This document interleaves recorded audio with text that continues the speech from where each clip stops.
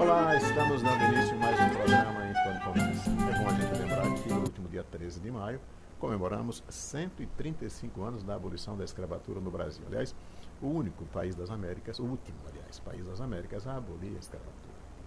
Até que ponto houve realmente a abolição da escravatura? Até que ponto esse problema foi resolvido ou não? Esse é um assunto que nós vamos conversar a partir de agora com a professora Mariana Brax, que é historiadora e professora da Universidade Federal de Sergipe e é autora de 4 livros. Um deles está aqui com a gente, é A Rainha Ginga. Daqui a pouco a gente fala com ela sobre os outros também. Professora Mariana, muito obrigado por ter vindo conversar com a gente. Saudações, é um prazer estar aqui, dialogar sobre esse tema tão importante. Com certeza. Professora, 135 anos depois ainda não está muita coisa resolvida? Acho que tem pouca coisa resolvida nessa Não é história. muita coisa que não está, não. Depois de séculos e séculos de escravidão, né, de milhões de pessoas em situação de escravos, 135 anos não é nada para resolver o problema. Professora, no centenário da abolição, em 1988, a Escola de Samba Mangueira tinha um samba enredo sobre isso, e era Jamelão que puxava o samba. E eu me recordo bem que Jamelão dizia assim: livre do açoite da senzala, preso na miséria da favela. Passa muito por aí, não passa, professor? Muito perfeita essa frase do Jamelão. Inclusive, a cultura popular brasileira, né, a cultura negra, tem esse poder de contar a história a partir de outra perspectiva. Sim. E nisso ele traduziu bem a falsa abolição, né? Como que realmente o açoite ele continuou, e continua até hoje. Então, essa reflexão da pessoa, né, Lida Mangueira, é um mestre negro da expressão popular do samba, está contando a verdadeira história, né? Aquela diferente que está nos livros. A gente sabe que a primeira favela não foi feita pelos negros, foi com os soldados do exército que foram combater Antônio Conselheiro, foram lá no Morro da Providência, Morro da Favela, mas depois os negros recém-libertados é que passaram a ocupar as favelas. Sim. O problema da nossa abolição no Brasil é justamente não ter inserido as pessoas negras em nenhuma política social, né? Não teve política de habitação, de inclusão no trabalho, de garantir acesso à terra, acesso à educação. O que sobrou para a população negra, né? Então, isso que a gente vê hoje, a maioria da população das favelas são pessoas negras, não é uma coincidência, é uma dívida histórica que vem justamente desse problema da abolição mal resolvida. Quer dizer, simplesmente o fato de alguém ter a pele negra já o transforma ele num pária, né? Sempre foi assim na história do Brasil, né? O Brasil foi formado com essa diferenciação racial. Eles trouxeram milhares de pessoas da África e já colocaram eles como os desumanos. Né?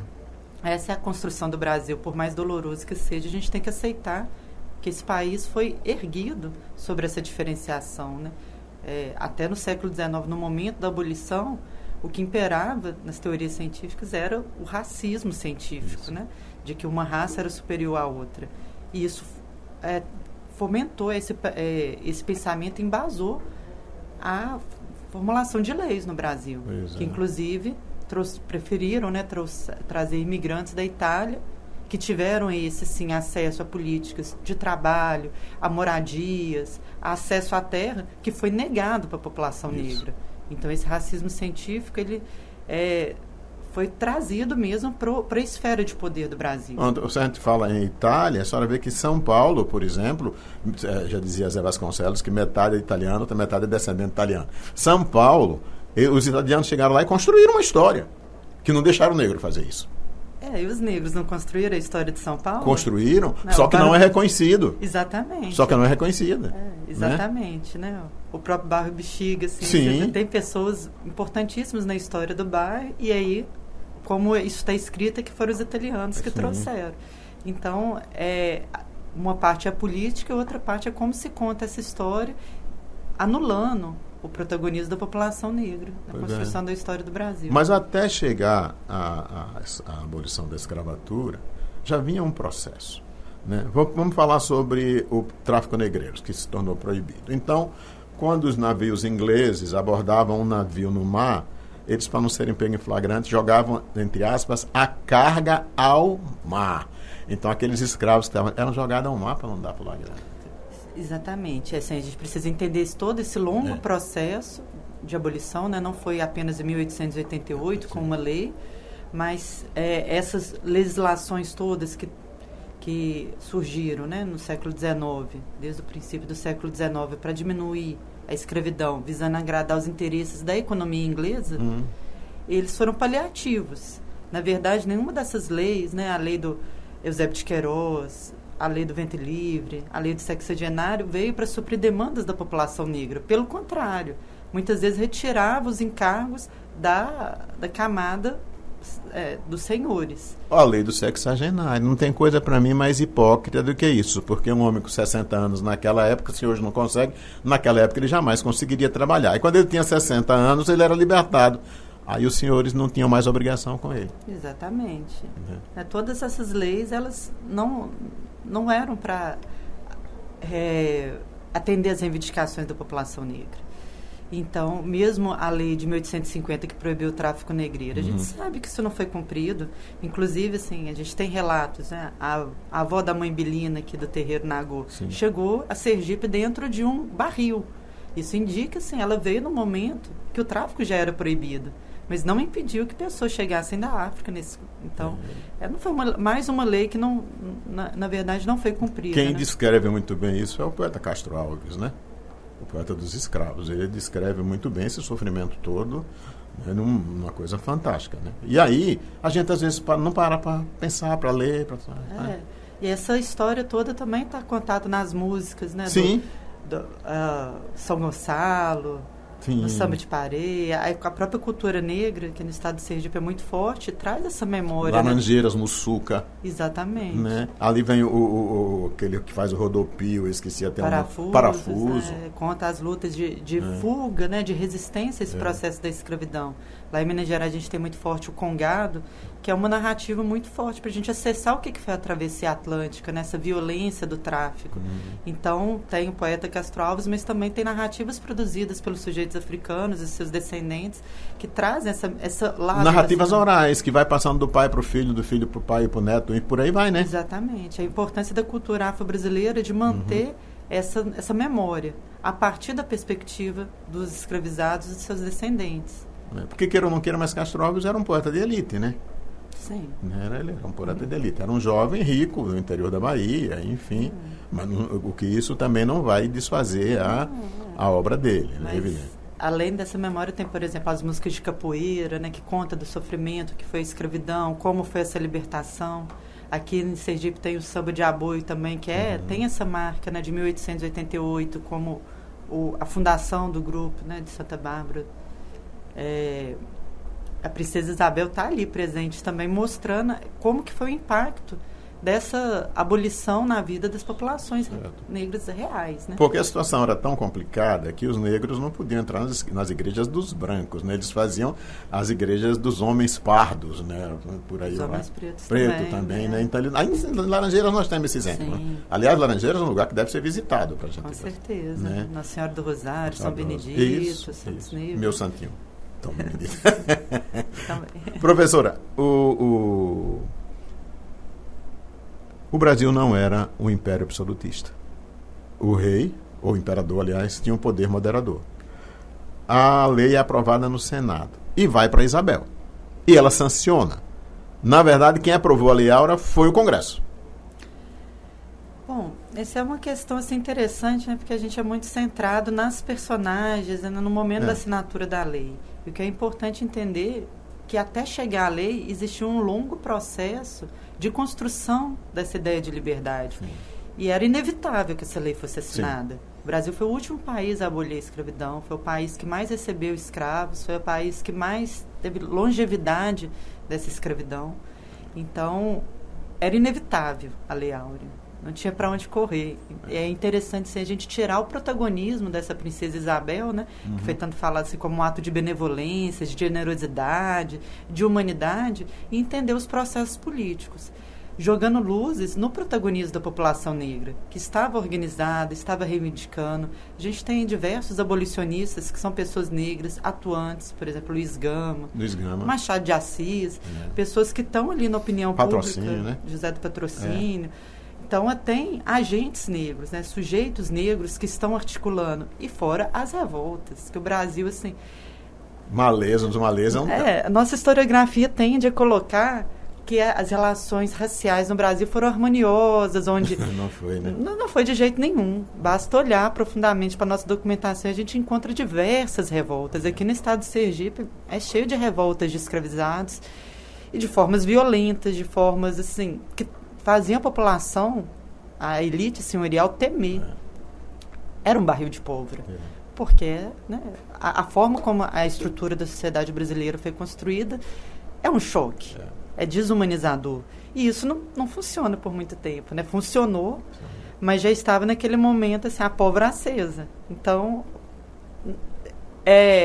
foi importante para as elites construir essa saída pelas mãos do império, né? Pelas mãos da elite. Porque se fosse o povo arrancando a abolição, seria de outra forma diferente.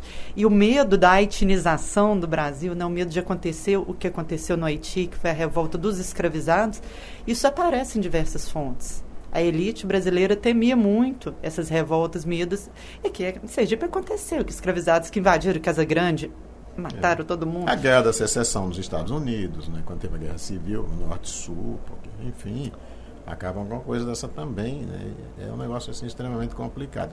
Eu ouvi em algum lugar, eu li em algum lugar, que na época da escravidão, quando aboliu a escravidão, tinha mais negros livres do que escravizados. Professor, eu não sei até que ponto isso é verdade, né? Eu li em algum lugar que tinha mais negros livres do que escravizados no Brasil.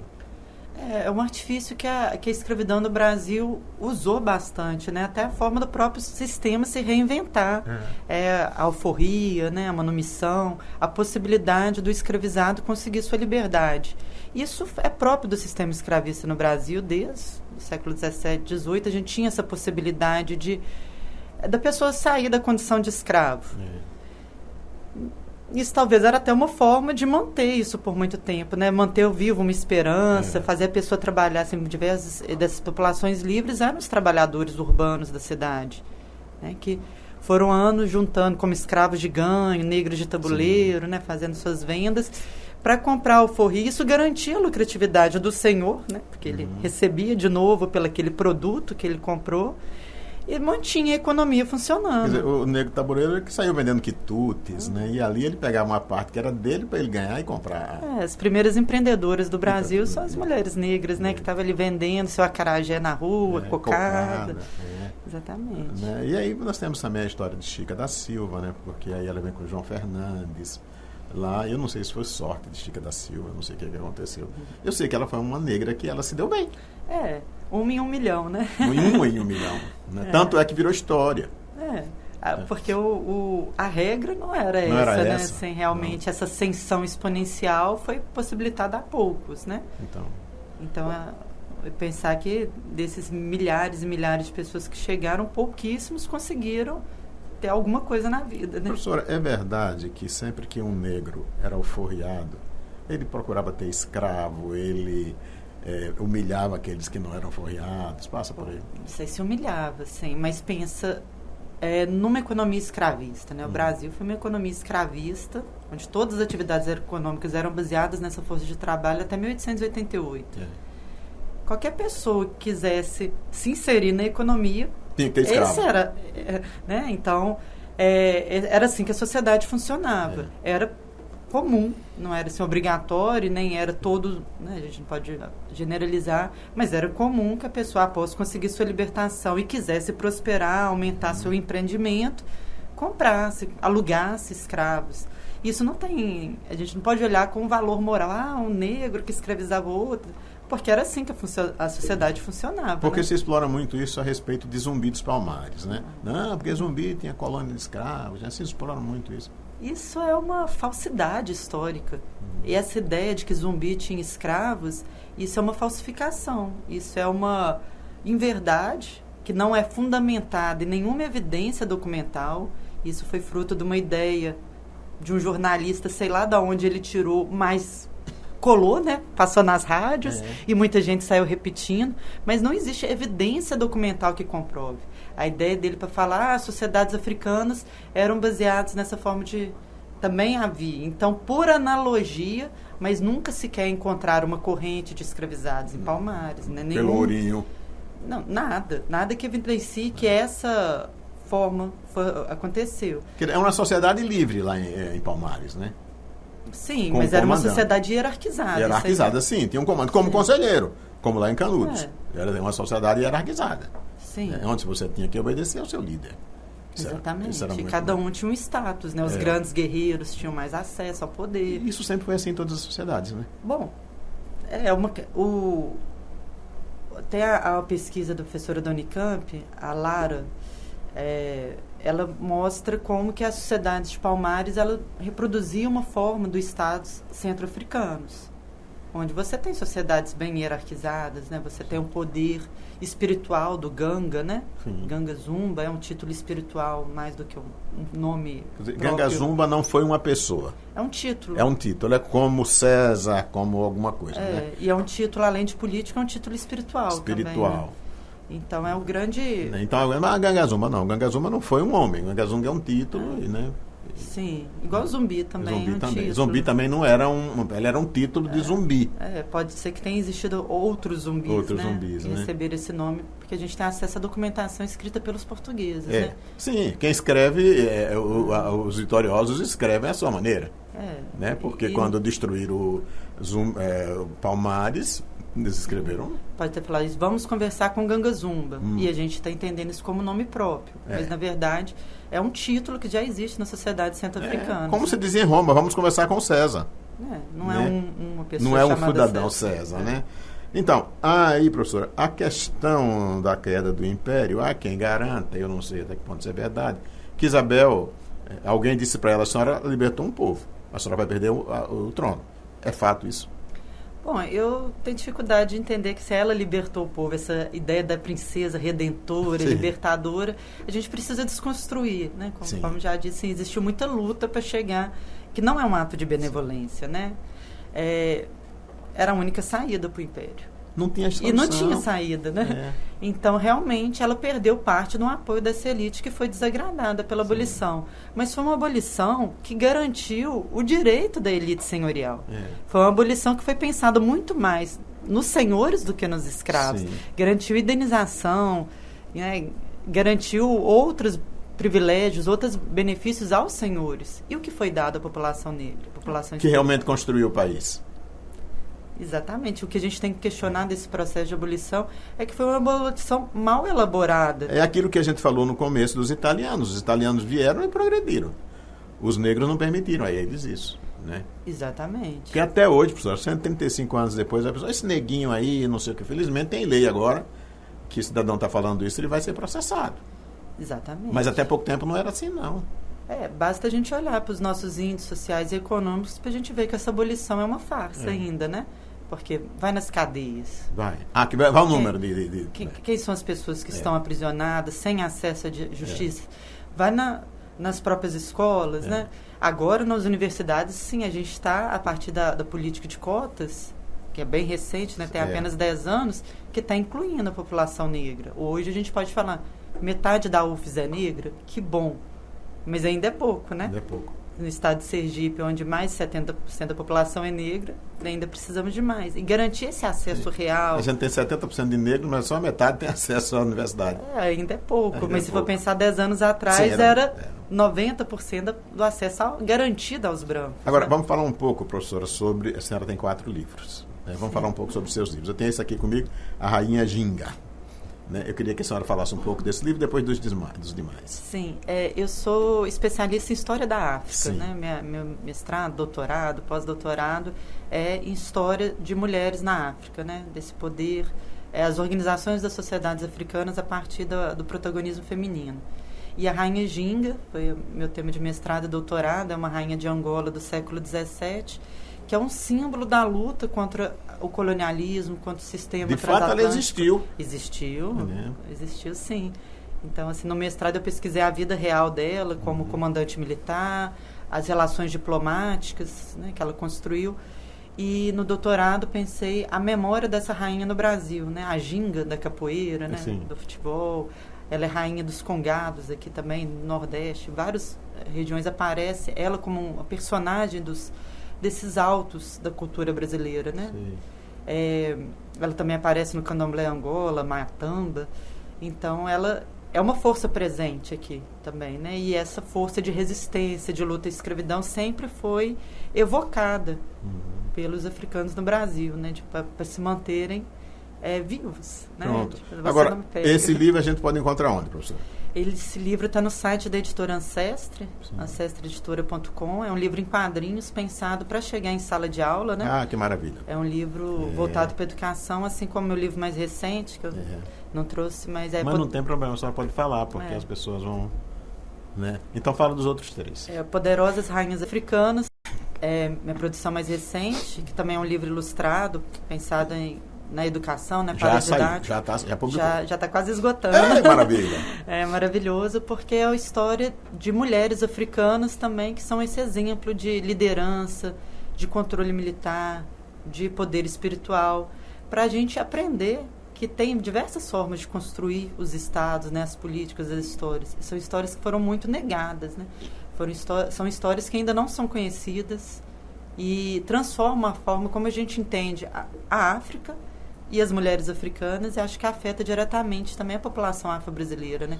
Que passa a reconhecer assim, nós não somos descendentes de escravizados. Sim. Somos descendentes de pessoas que fizeram grandes civilizações, que desenvolveram ciências, que comandaram estados, pessoas poderosas, fortes.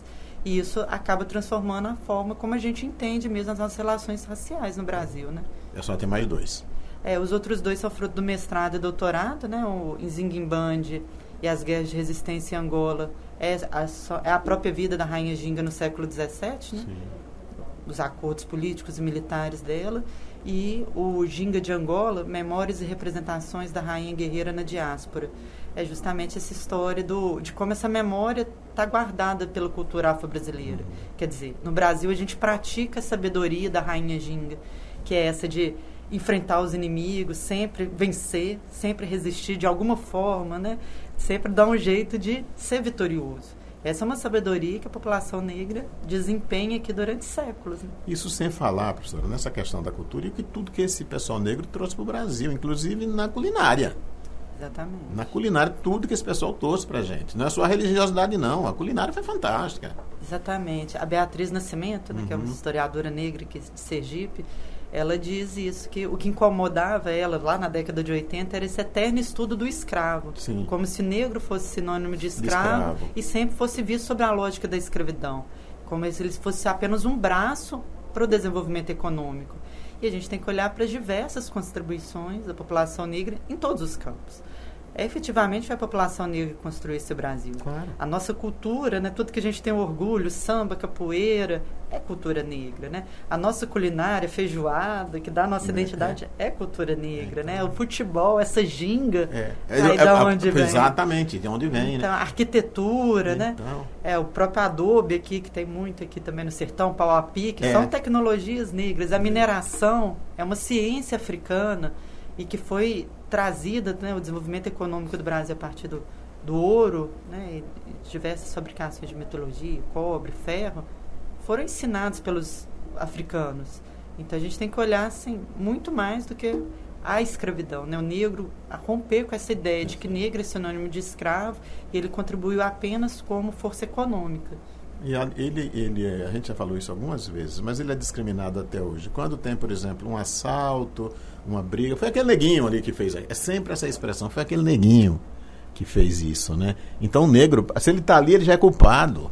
O racismo no Brasil, ele é estrutural, estruturante, ele está presente em todas as instituições, dentro das famílias, né, nas escolas, na nossa linguagem. Então é importante ir desconstruindo. Primeiro a gente ter consciência disso, né? Então. E ir desconstruindo pouco a pouco. E é importante também uma legislação que vá combater efetivamente as práticas, diversas práticas do racismo. Mas o que assusta é que ninguém nunca foi preso pelo crime de racismo, né, no Brasil. Né? Então, aí a gente fala, não, porque fez isso, mas também naquela época, na época da abolição, enfim, nós tivemos grandes sábios negros. André Rebouças foi um deles, engenheiro, né, aqui da Bahia, outros grandes negros, que foram homens que levaram, enfim, quer dizer, e naquela época ele não tinha facilidade de pegar a cota, não, era na raça. Pelo contrário, não queriam nem que ele entrasse. Até 10 anos atrás não existia essa política de inclusão. Por isso que a cota não deve ser vista como uma facilidade. É uma justiça social, é uma política de reparação. Porque a gente teve vários intelectuais negros na história do Brasil. Mas foram invisibilizados. Por exemplo, Tobias Barreto aqui em Sergipe. Pouca gente sabe que ele é uma pessoa negra. E é um jurista referência, até na Alemanha. A senhora falou agora há pouco Machado de Assis também. Muita gente faz questão de não imaginar que Machado de Assis é negro. Essa política de branqueamento mesmo, de silenciamento. A própria Beatriz Nascimento, que é genial, foi apagada dos currículos na história também recentemente.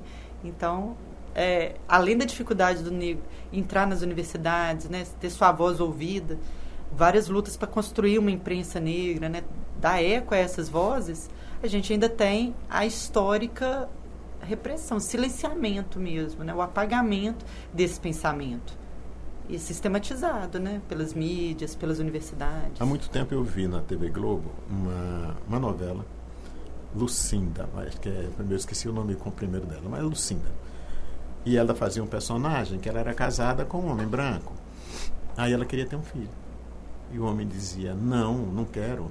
Ela disse, é engraçado, você quer ter uma mulher bonita, sabe, aquele mulherão com você, mas não quer ter um filho com ela. Não quer ter um filho com ela, porque ela é negra. Assim, essa ideologia do branqueamento, é importante a gente entender. Isso aí estava nos livros, né? Estava escrito assim, como a apuração da raça era o caminho para o Brasil. Sim. Então a gente tem, por exemplo, Monteiro Lobato, que as escolas adoram.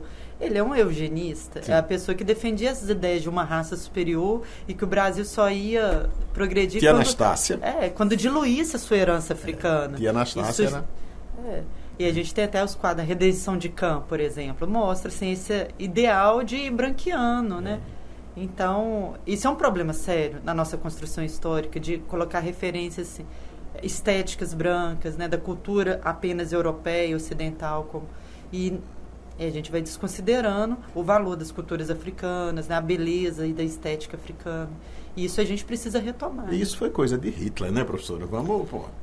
O Hitler levou mais a cabo, né? Mas assim, bem antes de Hitler já existia. Já existia isso. É porque eu quero dizer, por causa das coisas horrorosas que o Hitler fez, ele queria uma raça pura. Mas é interessante a gente perceber que mesmo assim, a França e a Inglaterra, que teoricamente destruíram, né, derrotaram Hitler, seguiram essas práticas na África, né? Sim. Tanto a França como a Inglaterra mantiveram campos de concentração no Quênia, no próprio Senegal, né, com os soldados africanos, por exemplo.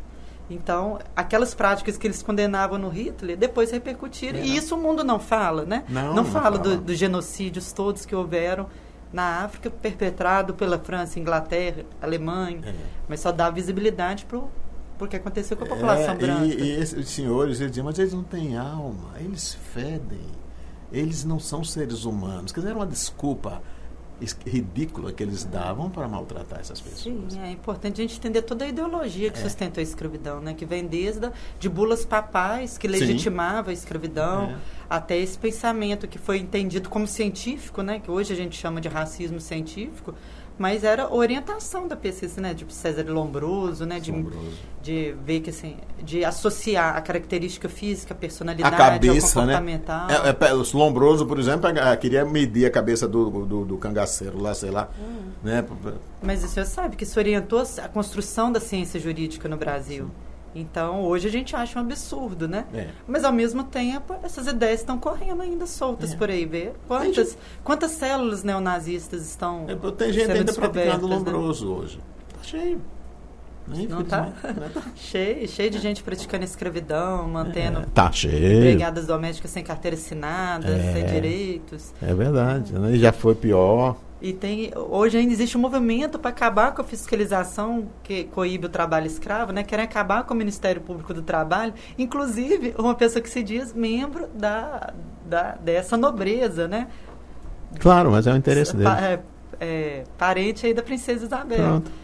Então, isso é bem sério, porque a gente tem 35 anos apenas de abolição. 135. 135 é pouco ainda. É pouquíssimo, mas é uma abolição mal feita que ao tempo todo está sendo ameaçada. Com certeza. Se a gente cochilar, eles a revogam, né? Na verdade, quantas fazendas estão sendo descobertas, inclusive aqui no estado de Sergipe, de trabalho análogo à escravidão. Então, a elite tá... Aí vem um vereador lá, acho que do Rio Grande do Sul, não pega mais esse povo lá de cima, eles só gostam de ficar na praia tocando tambor, pega os argentinos, tal. E não caçaram o mandato dele, não. Não caçaram. Não, o racismo impera, ele ainda está mantendo as instituições no Brasil. Lamentavelmente. Professor, eu queria agradecer muito a senhora por ter vindo conversar com a gente. É um assunto tão interessante que a gente tinha tanta coisa mais para falar, mas infelizmente nós não temos tanto tempo. Obrigado, viu, professor, por suas explicações, esclarecimentos. E até a próxima, né? Porque nós vamos chamar a senhora de novo. Foi um prazer. Viu? Muito obrigado. Pois é, gente, a gente por hoje fica por aqui, mas logo a gente está de volta com outro programa em Tom de Conversa.